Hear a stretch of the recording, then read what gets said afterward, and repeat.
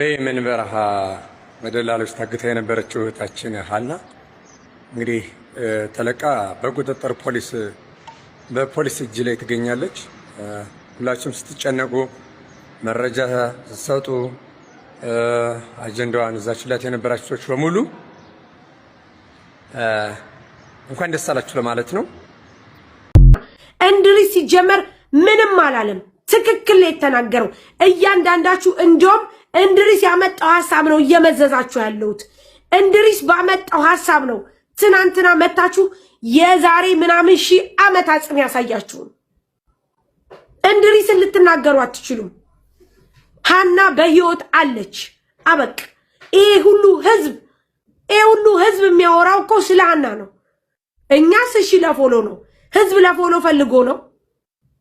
ከታችሁ ነው ምንም ነገር የሌለው ሰው ህዝብ ለፎሎ ፈልጎ ነው አይደለም።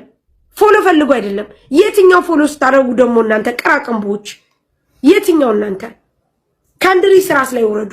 አገር ያውሬ የኔ ቆንጆ አንድ ጊዜ ብለሽ ነው የገባሽው። የኔት ሳርዬ ደህና ዋላችሁ? እንዴት ዋላችሁ? ቁቤ ምናምን ይዛሉ እያሉ እየተሳደቡ ስለሆነ ታች ይውላችሁ። እናንተ በባህር ስንመጣ ጀልባ ላይ ሁሉ የኛ ሀበሻ ጩቤ እየተማዘዙ እዛ ኦሮሞና የራያ ልጆች ትግሬዎች ሲዋጓ ቃሉ ጀልባ ላይ ማለት ነው። እየመጣን ባህሩን ሳንወጣ ሀይባ ግን ጀልባውን ከወጣን በኋላ ከየመን ስንጓዝ በመኪና የመኔዎች ይፈትሹሻል።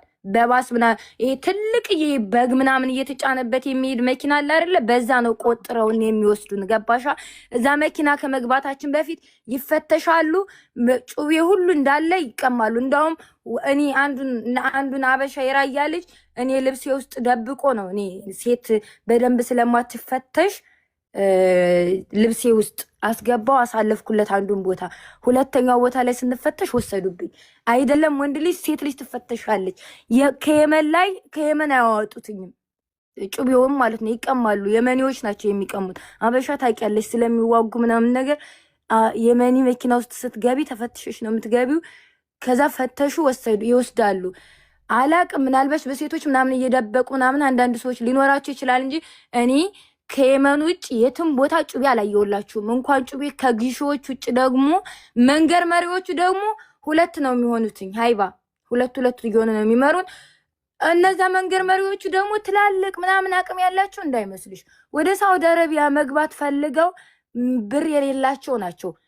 ሳውዲ እስከሚገቡ ድረስ ትንሽ እንስራ ምናምን ነገር ውስጥም ያለው ነገር ጥሩ ስራ ላይ አይደለም ምናምን እያሉ ጊዜ ማራዘሚያ እዛ የሚቆዩ ናቸው። እነዚህ መንገር መሪዎቹ ማለት ነው።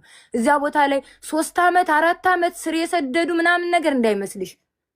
ደቃ ሳውዲ አረቢያ መንገድ መሪዎቹ ደላላ አይደሉም እንዴ? እነሱም ገቢ ስደተኛ ናቸው። እነዛ ደላላዎቹ ናቸው የሚከፍሏቸው። ግን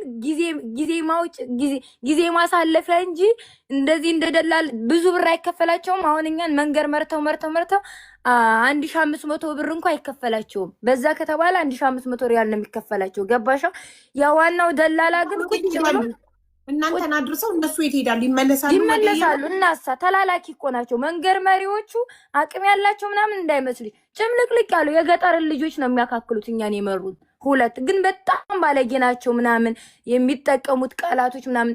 በዚሁ አጋጣሚ እኔ ብዙ ደላላዎች አይቻለሁ መንገድ ላይ።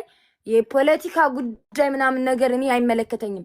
መንገድ ላይ ትግሬዎች ለሴት ልጅ በጣም ክብር አላቸው። ሀይባ ሌላው አንቺን እናትሽን እያለ ሲያጠናግረን የራሳችን ሰው እንኳን ትግሬዎቹ ግን እየመቱሽ እንኳን ራሱ ጥለውሽ አይሄዱም፣ ደግፈውሽ ነው የሚሄዱት። እኔ አልሐምዱሊላህ አልደከምኩም። የኛ ልጅ አብራን ሄደችው ልጅ ዳክማ የኛ ልጆች አርፈው ልክ እንደነገጠር ልጅ ረጋግጠዋት ሂደው የትግሬ ልጆች ግን ከኋላ ቀርተው እኛን ለሌላው ሰጥተው ጊሾዎች 1-2 አይደሉም የአንድ ሰዓት መንገድ ምናምን ነገር አስጉዞን ሌላው ደግሞ ይመጣል ይቀበለዋል። እየተቀባበሉ በጣም ብዙ ናቸው የተቀባበሉን። በነገራችን ላይ ሳውዲ ውስጥ ያሉት ጊሼ የሚባሉት መሳሪያ ያላቸው ማለት ነው። እነዚህ ጊሼ የሚባሉት ጋር ስንመጣ አላሯሯጡንም። ገባሽ አይደለ? ቀስ እያለን የመጣ ነው። ግን 3 እስባልት ነው እኛ የቆረጥ ነው። ድንበር መርከዝ ማለት ነው። 3 መርከዝ ነው የቆረጥ ነው። አንዱ ተኩስ ምናምን በሩቅ እየሰማን ያለፍ ነው። ያ ተኩስ ደግሞ የሚተኮሰው እኛ ባህርተኞች ላይ እንዳይመስልሽ። እዛ ጋር ጫትና ሲጋራ ከየመን ነው የሚገባው። ያንጫትና ሲጋራ እየተሸከሙ እነማን ናቸው የሚያስገቡት? እንደኛው ባህርተኛው ነው መተው አቅም የሌላቸው ወደዚህ መግባት አቅቷቸው እንደዚሁ ህይወታቸውን ለመግፋት ነው ጫት የሚሸከሙት እዛ ቦታ ላይ ማለት ነው። አፋር አለ ማለት የገንዘብ አቅም። አዎ የገንዘብ አቅም ማለት ነው። አዎ ግማሹ እየፈራ በፍርሃት የሚሄዳለ ሳይፈልግ፣ ግማሹ ፈልጎ ምናምን። ቲክቶክ ላይ አይተሻቸው ከሆነ በካርቶን እየተሸከሙ ጫት መሆኑን አንቺ ብታይ አሁን አታውቂውም። ሸሪ ያድርጉልሽ። ድንበር ላይ እንዴት እያደረጉ ጫት እየተሸከሙ ጥይቱ እንዴት እየተተኮሰባቸው እንደሚያመልጡ ይላኩልሽ።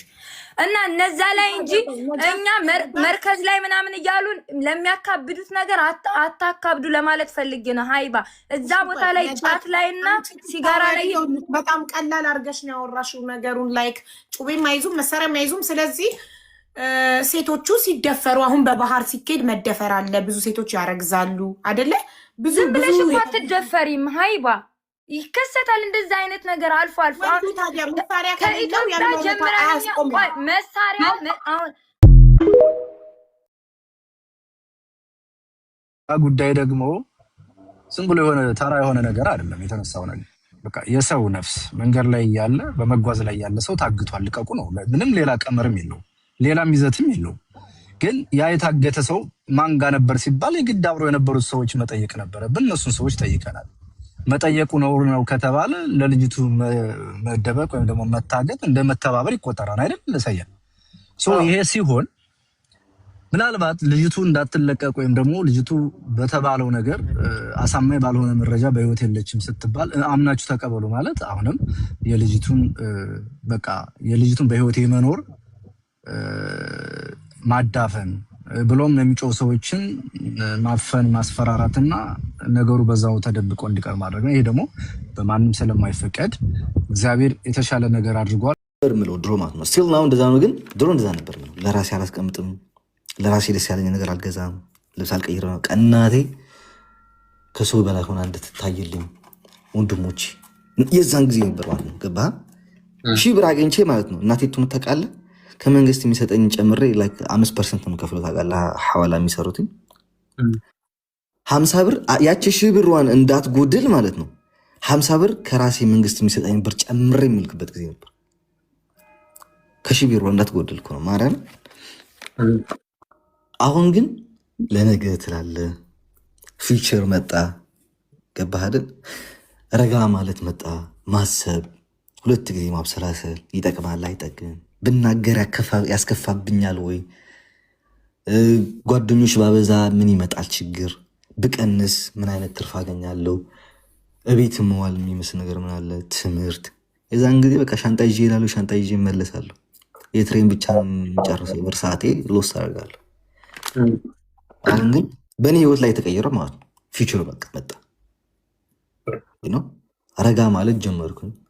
ድሮም ረጋ ያልኩ ግን ሞር ማሰብ ጀመርኩኝ ምናምን። ምን ይባላል ይሄ ደስታ መጣ ነው። ደስታ ታውቃለህ ህይወት። አዎ ላይክ ደስታ መጣ። የአሁኑ ሳይሆን የሚያስደስተኝ እኔ ነገው። ገባህ? የነገውን አስታውሳለሁ። የነገውን ያስደስተኛል። በቃ ኦኬ ነገ የልጅ አባት ሆናለሁ። ነገ ቤት እገዛለሁ። ነገ ሚስቴ አጠገቤ አድርጌ እኖራለሁ። ነገ የሆነ ነገር ከፍታለሁ ከእሷ ጋር ሆኜ። ዛሬ ጠንክሬ እሰራለሁ። ነገ ይለወጣል ሁሉ ነገር። ነገ ስትል የዛን ጊዜ በቃ ህይወቴ ነጭ ምን ይላል መሰለህ? ሃፒ ዋይፍ ሃፒ ላይፍ ይልሃል ባህደን። ፈጣሪ ይመስገን ደግሞ በቃ ላይክ ነጭ ወረቀት ነች ማርያም። ሚስቴ ማንም ያውቃታል። ሶሻል እየተደበቀች ነው አይደለም? ማንም የሚያውቃት ሴት ነች። ግን ፊውቸር በቃ መጣ ማርያም። ላይፌ በጣም የተስተካከለ ሆነ የዛን ጊዜ። አሁን ለሶስት ነገር ነው ዩዝ ማድረገው ገንዘቡን ማለት ነው። ድሮ ነግሬሃለሁ አይደል? ያገኘሁት ላግኝቼ ጡል እንትን አገር ቤት ነበር የምትሄደው። አሁን ግን ለሶስት ነገር እንከፍላት ያገኘኋት ማለት 300 ካገኘው 100 አስቀምጣታለሁ፣ 100 ለራሴ እጠቀምባታለሁ፣ 100 ለእናቴ እልካታለሁ። ያቺ 100 እናቴ የምልክባት ከነ ወንድሞቼ ጋር ከራሷ ጋር እንዳያንሳት በደንብ አድርጌ ፈታ እንድትልበት ማለት ነው። ላይክ እንደዚህ አስቀምጮ ይሄን ተጠቅመሽ ይሄን አስቀምጮ ሳይሆን በደንብ ፈታ እንድትልበት። 100ዋን ደግሞ ነገ የሆነ ነገር ሲመጣ አትጨናነቅም። ልጅ ቢመጣ ባይመጣም ገባህ አይደል? ምክንያቱም ሁለታችን 21 ነን ነው። እሷም 21 ነች። አልመስልም አውቃለሁ። አትሳቅ፣ ችግር የለውም። ኧረ ሳቅ፣ አትሳቅ አይደለም ሳቅ፣ ችግር የለውም። 21 አልመስልም። አይ ነው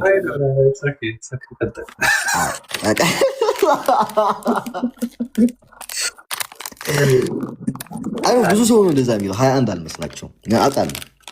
እና ባይገርም እዚህ ሀገር ስመጣ ግን እኔ የ16 ዓመት ልጅ አይደለም የ14 ዓመት ልጅ ነው የተባልኩት።